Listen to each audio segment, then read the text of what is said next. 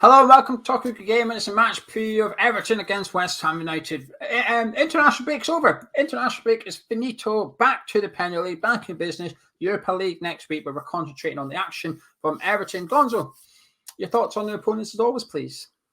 Well, I think pragmatism has probably finally forced Everton to make a right decision. And I think the decision is to bring in a proven manager and to bring in somebody that is going to work within the confines of a budget, which is as opposed to what they were doing before, which was spend what you want and just get in who we think is flavour of the month as a manager and let him spend 40, 50 million on this player, that player, without you felt a real direction or a real structure to what they were doing. And I think it may be now that they're going to have, ironically, particularly with Newcastle coming onto the scene, Everton can't think of themselves now as the next richest club after that big lot. So actually, I don't think they're going to be able to powerhouse their way into Europe. I think they're going to need to have a strategy and a structure and a philosophy. And I think they've got the right man for the job in this one, mate. Yeah, I have to agree with you. I think Ancelotti, initially, when he left, I thought, well, this is a big blow to Everton. I actually think Carlo Ancelotti did Rafa Benitez a massive favour because his football wasn't that great, Ancelotti. He was a good manager, big manager in football. Whenever I watched Everton, I found it quite boring at times. They had a really bad record at home as well under Carlo Ancelotti. They got the points on the road at home. They struggled a little bit, and that's where you want to pick up most of your points. You want to entertain the season ticket holders and stuff, the ones that pay their money. You want to entertain them. But I thought the football at times was a bit lethargic. And previous to Ancelotti, they've always tried to get in a manager that would try and play football the right way they could. Allardyce aside, they tried some managers that would play nice football to entertain, and it never always worked. And I think Ancelotti was an appointment they felt would continue to play nice football, and certainly bringing in the likes of James Rodriguez would back that up. But the football never really delivered, in my opinion. But what that did do was make it easy to transition to Rafa Benitez, who is a very functional manager. It's almost like an economical team and way of playing. It's like, we must not lose, but we will try and win this game. But it's working for them this season. I've been very impressed by quite a few things at Everton. They're sitting fifth in the league going into this fixture. And they're slowly going about their business. They've probably been the best club in the transfer market so far in terms of what clubs are seeing as a result of their summer transfer spend. I think Everton are very much one of the ones at the top of the table for that. So, yeah, very impressive things from Everton so far. But before we talk more about Everton and get on to West Ham, we've got to talk about one thing, OneFootball. Gonzo, the number one football app for the football fan. It certainly is. It doesn't matter whether you're West Ham or whether you're Everton. When you download this app, and you can do so by using the link below. Please do use the link below because they know you've come from this video. Then they're clever like that, resourceful, very Sherlock Holmes-ish, you might say. When you load up the app, it says, who do you support? You'd say West Ham or Everton, your national team, and all it will do is it will aggregate all of the news from your chosen clubs and your chosen national team and deliver it all to your phone. No searching, no scurrying around. It's all there. And best of all, the app is free. OneFootball have been great supporters of Hammers Chat. Yes, and an hour before the kickoff on Sunday, a notification will come through on your phone and say, team lineups, Everton against West Ham. You click on it, there you go. It even presents it in the way that they think the teams will be lined up as well with the current formation. And especially if you're an Everton fan at the minute, because you've got a lot of injury news to keep up to date with ahead of Sunday's game. You spoke about Newcastle. Yeah. Understandably so, they're fifth in the league. Is this sort of the season where Everton sort of have to get into European football, otherwise they might have a bit of a weight on their hands?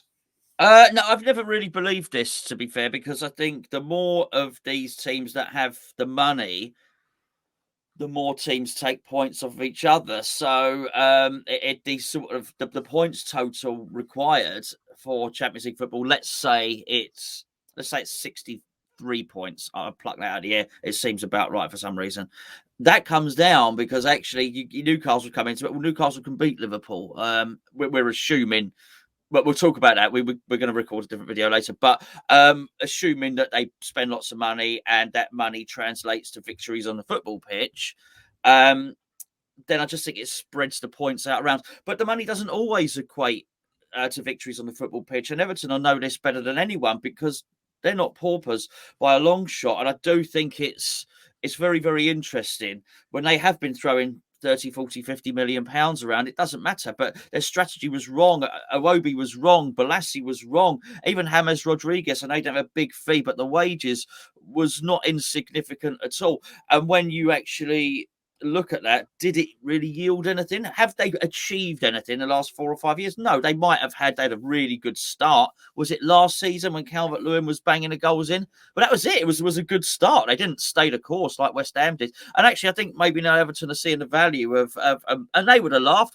Everybody probably laughed, apart from West Ham, because we hadn't signed him at the time. When you're going and buying Damari Gray at 1.7 million or what it is, and Andros Townsend on a free for Crystal Palace, and you're looking at it and thinking, well, actually, that's worked out better than Alex Iwobi. That's worked out better than Yannick Balassi. I wouldn't be too fearful of Newcastle because it don't always work, and Everton know that as well as anyone. I think they've sort of missed their opportunity. I think their opportunity was a few years ago when they did have a bit of cash and they were buying Iwobi and Sigurdsson and Michael Keane and that. They were spending 30, 40, 50 million on players. Before West Ham they were ahead of the game, if you like, in terms of the checkbook signings, but it never yielded results, as you say, and most of them are write-offs. One's in jail or going to be in jail, but most of those signings have been poor for Everton. But now it looks like they've sort of cracked it a little bit. They certainly have this summer. The results that are getting produced has been fantastic. But there's a lot more teams now in the running for European football. I think back then you had the top 3 or 4. I thought there's a couple of clubs not doing too well. Arsenal were a bit of a mess, probably even more of a mess than what they are now. Chelsea was sort of hindered a little bit as well. But now you've got the likes of West Ham banging there in the running. You've got Leicester City in the running as well. And now if Newcastle do start making the big signings and stuff, and it is a relative success, which is just competing for Europa League football next season, not this one, but next year, Newcastle are knocking on the door at the top 8. I think all of a sudden you've got 10 clubs in the Premier League capable of finishing the top 8, top 6. Yeah. Can't all do it. We can't all fit in there. I just think a few years ago, Everton would have found it easier to break into that top 6 of the Premier League than they will next season. But been impressed by them this season. But just like it is with Everton and it is with West Ham and every other team our size, you do think, will it last? Can you maintain this over the season? And anyone that tuned into our videos last year, me and Gonzo were asking this in February. We were 4th and we were still going, can we do this? So there's still 3 months to go. Plenty of time to mess this up. So we know what it's like. Anyway, what would be a good season for Everton then? I think top 6 is a good season for Everton. I don't think they've suddenly become skint, by the way. I should say that. I don't think the days of them spending 40, 50 million on players are gone. I just think they've had to take a step back in many respects there. So, but they haven't spent. Other teams have spent, and bearing in mind where they've come from, it must have been gutting, I think, to be an Everton fan, because I think when Ancelotti comes in, you're probably dreaming of big things, particularly in the way they started. Rodriguez looked like the player he was when Real Madrid signed him, the one that had the wonderful World Cup with Colombia years ago, if you remember. Calvert-Lewin looked like he was going to be the new Harry Kane. I just think if I was an Everton fan, I probably would have started dreaming and thinking, hello, here we go. This is what we've been waiting for. Difficult for them. So when Ancelotti leaves, you're gutted because it's actually a reminder that there are bigger fish out there, which is obviously Real Madrid. Absolutely. So I think they've had to reset their expectations. But I think top 6 would be a very, very good season. I actually think top 8 would be a good season, Gio. Yeah, top 8 or sort of top half in a decent cup run kind of thing. A similar level to what most other clubs are trying to achieve, I guess. But it's about building slowly, bit by bit. This would lay the foundations to kick on next season a little bit with another successful transfer window. And I think in January, Everton will have a bit of money to spend because Rodriguez has left since the window's shut. He's left. That's probably the highest paid player off the books. It frees up a lot of wages. The Sigurdsson thing is going to come to an end at some point, which would free up even more wages for them. I'm talking financially for Everton here. The Sigurdsson thing, I like it. Yeah, the Sigurdsson thing is going to free up more wages for them. So essentially, they've got 2 big earners off the books. For some reason, I think there was a third player, another one that left at the end of the summer. I can't think who was on a decent bit of money. He got out of the club as well. Walcott left as well. So they have got rid of some big earners at that club. So you'd imagine wage-wise, I think they're looking all right. So they can get some transfer funds in there for Benitez in January. I wouldn't be surprised if Everton are competitive, should anyone be available. Anyway, last question on Everton, as always, the players you're impressed with? Well, I'm impressed with their 2 signings to start with. I think they've done really, really well. And I'm pleased for Everton. I'm sort of pleased for football that still can be done. I'm pleased for Damari Gray. I'm pleased for Andros Townsend. I don't know. There's something a little bit romantic about that. He'd been knocked down a pecking order at Crystal Palace. He's clearly a good guy, and it looked like, I remember listening to him talk sport. I thought at that point last season, I thought he was just going to become a talk sport presenter because he speaks well. And he was saying there's 4 or 5 clubs have sniffed around, but I'm not sure I'm going to get a deal. I don't think he was going to be a professional footballer anymore, Geo. So for somebody to come in and for Benitez to come in and say, no, you can still do a job in the Premier League, and he's shown that he can. I like the story. I like the story an awful lot. But I think actually with Everton, I like the 2 central midfielders. I think, like West Ham, they're sorted in central midfield, actually. I think they're going to be looking to do an awful lot of things around the periphery and bring in players in the future. But I sort of think that, like us with Souček and Rice, I look at them with Doucouré and Allan, and I think, actually, that's not bad. That's not bad at all. When they're on song and when they're on form, I feel that those 2, like our 2, can dominate a midfield area. That's going to be interesting at the weekend, I think. Yeah, I think they've been the most impressive centre midfield partnership in Premier League so far this season. There's maybe even better ones out there. I think Fabinho's having an excellent season for Liverpool. But you expect that from Fabinho. What we're seeing from Allan and Doucouré is a very established, flourish partnership. And whenever I watched Everton, which seems to have been quite a lot this season, I don't know if it's been on the telly a lot or something, but whenever I watched Everton, them 2 are always really good, always in tangent, always playing well. And I agree with what you're saying about the romance of Townsend and Damari Gray, because they're both castaways for different reasons. One's young enough, but not quite good enough for Leicester City. Away to Germany you go. And the other one's, you're getting on a bit now. We need to free up your wages, bringing the younger legs. Away you go. And Townsend certainly comes across as one of the nicest people in football when he speaks, kind of thing. You can tell he's got a big heart and stuff. And I agree with what you're saying. I think Rondon's another good signing for them too. But Charlison's still my favourite Everton player. He's still got a nasty streak about him, but I like him. I just think he's a top player. And then when you see him play for, we often praise Souček or whatever for going away West Ham, playing for Czech Republic, come back. But Charlison did the same. He went away, played in the Olympics and Copa America for Brazil, played in 2 international competitions, then came back for the start of the season with Everton. The guy didn't have a break. And then he sort of benefits from it, because when we had the fallout from the South Americans last month, Brazil basically said, but Charlison can play for Everton because he played for us for Copa America and Olympics. He can play. Fred, Alisson, Fabinho, forget it. They're not allowed to play. You withdraw from Brazil, forget it. But for Charlison, you can play.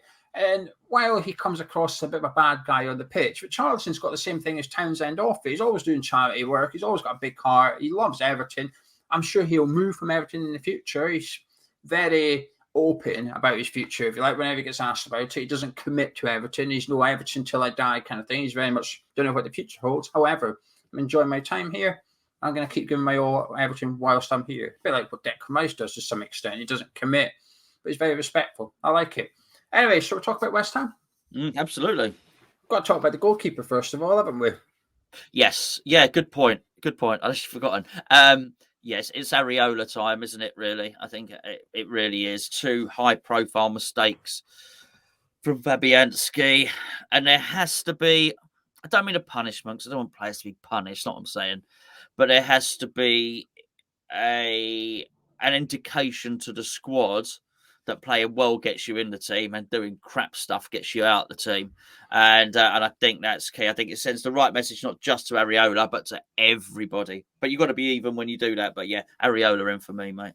Yeah, same for me, really. I think it's also a succession plan as well. The plan when we signed Areola had to be, if everything goes well, he's our number 1 by the end of the season and we sign him in the summer. That has got to be the number 1 plan for West Ham. But in order for that to occur, at some point, we're going to have to put him in the team at some point. And if Fabianski is playing unbelievable between now and January, come January, it gets a bit awkward. You think, well, it's coming up to the point now where we need to get Areola in, but we can't drop Fabianski. So what do we do? Well, now this gives David Moyes a perfect opportunity to stick Areola in there. We've got Genk on Thursday. So Fabianski plays 4 or 5 days later anyway. But like you said, he's made a couple of errors. He's not been great. And I think it's time to put Areola and have a look at him kind of thing. And I think this is a good fixture to do it as well, because playing Areola in the Europa League games all very well. But so far, we've not really been tested in him. He played the last Europa League game against Rapid Vienna. Didn't have much to do. So we almost need to see Areola tested. I think this fixture gives us that. So I agree. I would like to see him in there. Assuming you're sticking with a back four, how would you like to see them line up there? Oh, I would go with the same back four with Zuma partnering Ogbonna. Look, Soufal's had. I just don't believe anything that comes out of West Ham anymore. I think he's David Moyes has played those cards one too many times. I don't blame him for doing it, but us as we run a West Ham fan channel, I don't believe you, Moyes, anymore. Basically, so I think I believe that Soufal stayed at the training ground, but I don't believe that he's so injured he can't play. I just think it's one of the boy who cried wolf, basically. We don't believe you. So I play Soufal at right back and obviously Cresswell at left back. Yeah, I completely agree. I could understand if fans or even a manager wants to change the centre-back pairing because, well, you said players need to be dropped for poor performances. Zuma and Ogbonna were poor against Brentford. They were really poor, individually and as a partnership. I'm willing to put it down to just the fact they were up against the front two with pace and they didn't know how to handle them. Everton won't come with that problem. It'll be more than likely be Rondon up front, who he's not slow, but he's not got the pace of Brentford, and they only play one up front.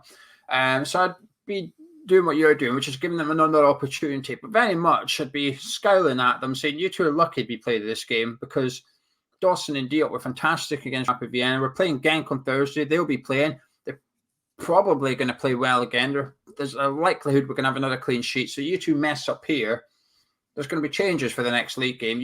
We will change game for against Tottenham. We play Spurs a week on Sunday. There will be changes. So I would agree with your back four. Now, the other big decision, I think, comes in the centre midfield, Thomas Souček. I think he's been looking a bit fatigued prior to the international break, Gonzo. I think he's, I say fatigued, he's been looking poor. I don't think he's been playing as well. I am willing to put that down to a sort of a new role for Declan Rice as having a domino effect on Thomas Souček. But in the international break, he played 90 minutes in both games for Czech Republic. I watched their games against Wales. I didn't see their second game, the first one against Wales on the Friday night. I watched that. He was poor. He wasn't good. Yeah, he wasn't good against Wales. He played with Alex Kral, centre midfield, and he just looked sloppy. And I feel bad because I saw his press conference for Czech Republic. He's the captain of Czech Republic. So when he did his press conference, he's so positive and happy and upbeat, and he's, in terms of his mentality and his charisma and that's not been impacted. He's not. Sometimes a footballer radiates like an aura of, like, I almost feel that they can't be bothered. There's none of that there. But the Declan Rice thing is applicable at West Ham, but Declan Rice doesn't play for Czech Republic. So I think he's just going through a poor patch of form. He's still a fantastic footballer. I'm sure he will come good again. But for this one, I think I'd leave him out, Gonzo. Noble or Kral, either one next to Rice. I'd probably prefer Kral because I'd like to see what he's got to offer. I think he deserves a chance. But I would probably leave Souček out for this one. Yeah, well, I've made up my mind that Souček was in, but listening to what you've said there, now you've got me worried about that. I don't think you can play Noble because I think you do have to take into account Everton's midfield, and I think put Noble in there, we lose. I think it's, if it's going to be 2-on-2 in there, which it's likely to be. I'm not saying other people won't drop in. Of course, Fornals will drop in, whoever people drop in. We understand that. Everton have people that do that. But nonetheless, I still think if you're going to go 2-on-2, I'm quite happy with Rice and Souček to do that. But if Souček's out of form, then it really would. I wouldn't have a problem with Lanzini being in there, but not against this pairing.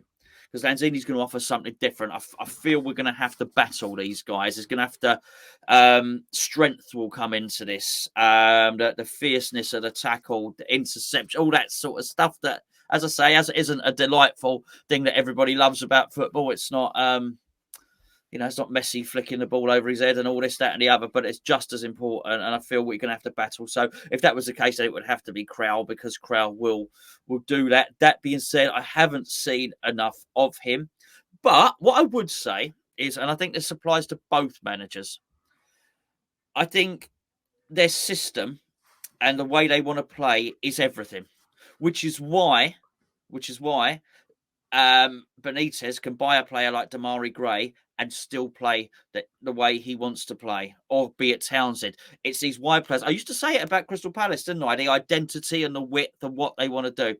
But it's also why David Moyes can buy a player like Dawson, who looked like he was going to be relegated and washed up or whatever. He was relegated, so whether he was washed up or not. But let's be fair, the big clubs weren't knocking on Watford's door to take Dawson, were they? But because of Moyes' system, that guy can come in and he fits in the system and he does a job. So maybe Krau can do that if he's drilled enough. That being said, I haven't seen the Czech Republic game, so I'm going to go with Souček and Rice. Antonio up front.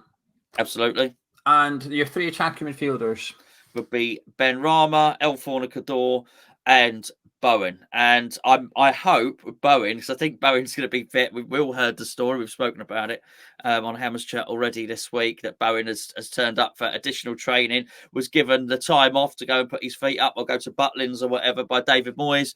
Bowen said, no, I don't want to do that. I want to come back into training. If I was David Moyes, I think I'd say, okay, good, come into training. But I'd be saying to the doorsman, the doorman, whoever lets people in and out of the training ground, I'll be saying to the steward, whose name's Stuart, funny enough, I'll be saying, boot him out. Leave it. You can come in for an hour, then I'm locking the door. That's it. Go home.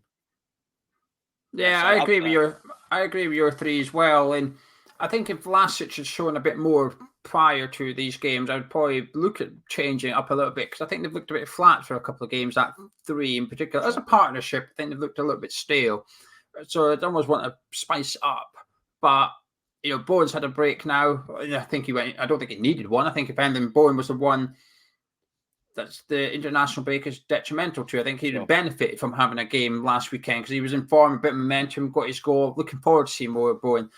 Benrahma, unlike Souček, Benrahma was an unused sub for Algeria's game during the week, so he had a bit of a rest while he was away with Algeria. He did not play. He was an unused substitute for Algeria, so that's good news. And obviously, Fornals came on off the bench in the Nations League final for the last 15, 20 minutes for Spain. So in terms of game time, yes, there's travel to take into consideration stuff. In terms of game time, I would argue that Fornals' game time is probably the best possible. He got to play in a final for Spain. Yeah. Now, whether people rate the Nations League or not, forget it.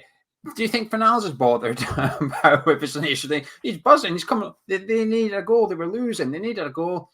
And Luis Enrique said, Pablo Fornals and a couple of others, get on there and get me the goal. And he played quite well, actually. In that 15 minutes, he looked quite good on the ball. And I'll tell you what, he swung in a tasty corner right at the death, Fornals. He hit that corner just lovely. I thought, I wouldn't mind seeing them at West Ham, because obviously we don't have a right-footed corner taker, do we? We've got Bowen and Creswell for either side. So we've got in-swingers and out-swingers. Fornals would offer that in-swinging option from the other side of the pitch, which I would like to see. But yeah, that attacking trio for me as well. And like I said, I think 1 or 2 of them could consider themselves lucky that Vlasic is still settling in and hasn't shown anything as yet. Is this a good time to play Everton, Geo Gonzo? Just so you know, in case you don't know, Lucas Dean is out of the game, as is Fabian Delph, but I doubt we would have seen him anyway. And I say unlikely, I say doubtful. They're probably not going to make this game. They've got Richarlison, Calvert-Lewin, Gomez, Iwobi, and Seamus Coleman. So they're missing a lot of possibly first-team Mina. players. Did I not hear possibly Mina as well? I don't know. I think he's okay, but he might be out as well. I guess, though, it depends on the whole South American thing, getting back from South America over to the country. Yeah, I think this is the absolutely best time to play them. I don't think there's much between the teams. We've discussed central midfield. Clearly, they're dangerous in wide areas. So are we. We got some good centre halves. Maybe we're a little bit stronger in that area. I know Dina would be classed as the better left back, but Cresswell was still one of the best left backs in the league last season. When Cresswell plays well, he is one of the best left backs. So I don't think there's an awful lot in it. The big difference I see between the teams is at centre forward. I really do, because I just think at present, and I know Calvert-Lewin, when he plays, has had his streaky patches where he's been at times the best player in the league. Crikey, in the cup he scored 4 goals against us, did he? Season 4 last night, I can't remember. Whatever, I remember he scored lots of goals in a cup game against us. So I know all about him. I know Rondon, when he's on form, can be unplayable, can really bully central defenders, and actually wouldn't have been a bad understudy for us, for Antonio, actually. We wouldn't have to completely change our style of play. But he was always going to, having worked with Benitez before, then clearly that was always going to be the case. But I do feel the big difference between the teams is at centre forward. I feel Antonio, in the form he's in, is an attacking threat bigger than they have. And I think with those injuries, this is absolutely an excellent time to play him. Yeah, I think it is as well. They're going to be playing centre-backs at full-backs. Godfrey and Holgate are probably going to be the full-backs for this game. There's clearly a weak spot already, and we're quite strong out wide. We don't mind having to get the ball out wide and get down the sides. There's strengths down the middle of the pitch for Everton, the centre midfield, the centre-backs, and Damani Gray will probably be playing in sort of the number 10 role for this one, certainly at the start. I think the big difference is actually the bench. I think there's going to be Everton's starting 11 for Sunday is really good. It's a really strong starting 11. There's not loads between both sides. But there's going to be an impact. You can't be missing that much players and not feel an impact. An impact for Everton will be on their bench, whereas we will have, go by the teams that you would like to see, we're going to have on the bench Yarmolenko after scoring 2 goals for Ukraine. We're going to have Lanzini, Vlasic, possibly Kral. The defenders, we're going to have Dawson, Diop, Ben Johnson, Masuaku. We're going to change up. We've got a really packed bench full of Premier League players on Sunday, ready to go. And this is where we have to learn from our previous defeat against Brentford, when we made no substitutions. And I don't think we'll make that mistake again. I don't think he will make that mistake again. I know historically we've had an issue in Moyes and substitutions. Everton fans know all about it. But I do think last season I didn't really feel much of an issue in Moyes' subs. If anything, I thought he did a lot of good ones. I think last Sunday was a bit of a blip, and I think he panicked because we scored. I think he's, oh no, we scored, I'll leave it kind of thing. Arguably the right thing to do. Still think it was the wrong thing personally, but I sort of understand it. There was sort of circumstances around why he didn't do it. So he didn't just turn to his bench and go, nah, I don't want to put any of them on. Bugger it. So this Sunday, different, strong bench, and that's going to give us an advantage. I think we both feel a bit confident. Is that right? You feeling good? I do for this one. I feel it's going to be an odd game. I've got to be honest with you. I think there's very similar Benitez and Moyes. I really do. I think there's similarities between the clubs as well. I've already mentioned the similarities in the team. I think there's an awful lot going on there, but we have to win this.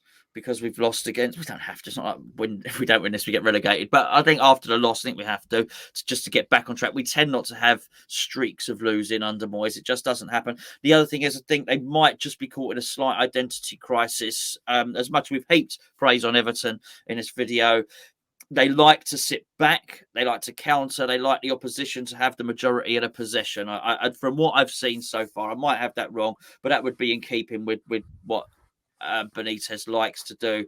It doesn't particularly suit us, by the way, because we like the opposition to come at us, so as we can have a go back. But what we have done, and Everton fans may or may not recognise this, I don't know. West Ham have morphed into a team that are quite comfortable with the ball now. So actually, it wasn't like Moyes in his first stint where we always had less possession. Sometimes we have more possession, and actually we are good at rotating the ball around and people getting off long shots and trying to find different ways to score. I think it might have been Godfrey played very well against us last time and possibly played at fullback again then. I might have that wrong, not entirely sure. But I don't think it's going to necessarily come down to set plays, but we are going to be dangerous from them, even though we haven't been so far this season. But I do take a lot of confidence from the fact at some point they're going to have to attack and we can really go at them on the counter-attack. They can't just sit back and get 25% possession because they're going to be at home. So it should be interesting, mate. I'm so. I actually, while I back our boys, I think we've got a good team and stuff. there's a couple of players not in the great form going into it for West Ham. It's after the international break where history tells us Declan Rice often struggles with the first game back after the England camp for whatever reason. And the one thing that gives me confidence is it's at Goodison Park for the reasons you say. So far at home, we've not been very good at home this season. We've not got much points at home in the league. And I think an element of that is down to having the ball more this season, because when you are at home, with the crowds back especially now, the expectation is, well, you will attack the other team. You know, you can't sit away from home. It's a bit different. Fans will generally accept you playing counter-attacking football on someone else's patch. But both teams have some form of Mexican standoff where they don't want the ball. The emphasis is on the home team to actually come out and attack a little bit, and that will suit us a little bit more. If this game was at London Stadium, I'd feel a lot more nervous than I currently do. I'd be tempted to I'd be erring between a draw and a defeat, to be honest with you. But it's not. It's at Goodison Park, and I think that will actually benefit us massively. So with all that in mind, can I get your final words and your score prediction, please? I think it's going to be a tight game. I think Antonio will play a massive part in the outcome of this game, obviously. It's important we get central midfield right for the reasons I've already explained. If we do get central midfield right, and Antonio is playing well, I do take us to win this game. Particularly if they do have Mina out, I think he can rough some people up, actually, Antonio. But a slender win. It may be a 1-0 West Ham. Interesting. I think what worries me a little bit going into this one is while defensively, bar Brentford, we've been very good defending our own box. We've been very, very good at it. We're hard to break down. You want to cross the ball in against us, fine, just cross it. We'll just head it away, kind of thing. But one thing that Everton possess this season, probably arguably better than anyone else, is shooting from outside the box. Demarai Gray, Andros Townsend, they've both scored bangers so far for Everton this season. And I do worry that will sort of come against us a little bit, because while Antonio is banging for him, I think Antonio will probably score on Sunday. But so is Andros Townsend, and so is Demarai Gray as well for Everton. So I think both teams are going into this with some real strong players in good form. Had a bit of a break. Obviously, Townsend and Gray themselves have benefited from the international breaks. So I'm going to say 1-1. I think it'll be a tight. I like yourself. I think it'll be a tight game. I think it'll be a good game. I say a good game. I think it'll be quite boring, actually. I don't think there's going to be much goal mouth action on this one. Actually, I think I'll go for a boring, unentertaining 1-1 draw at Goodison Park. Anyway, shall we leave it there, my friend? Yeah, I think so. We covered it all, mate. If you enjoyed the preview, drop a like on it, subscribe to me around here, and we will catch you on Sunday ahead of the match day with Hammers Chat. Catch you in a bit.